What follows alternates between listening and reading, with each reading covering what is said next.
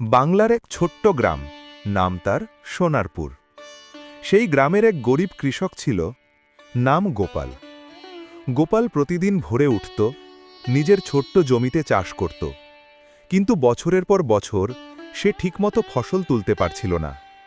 মাটি শুকনো, বৃষ্টি কম, আর সার কেনার টাকাও ছিল না। একদিন বিকেলে গোপাল বাজার থেকে ফিরছিল।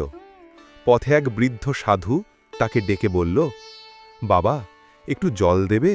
খুব তেষ্টা পেয়েছে।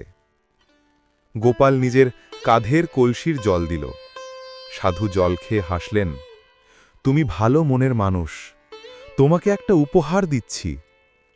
তিনি তার ঝোলার ভেতর থেকে এক মুঠো বীজ বের করে বললেন, এই বীজগুলো জাদুর, মাটিতে বপন করো, কিন্তু মনে রেখো, যখনই আশা হারাবে তখনই এই বীজ মরবে।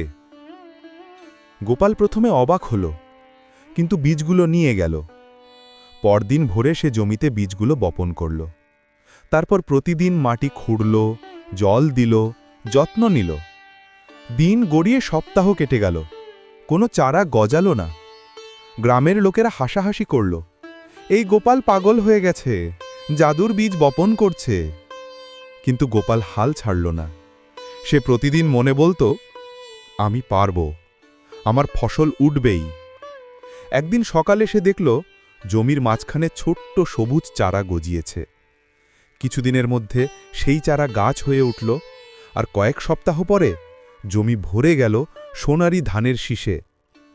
সেই বছর গোপালের ফসল এত ভালো হল যে সে গ্রামের অন্যদেরও সাহায্য করতে পারল।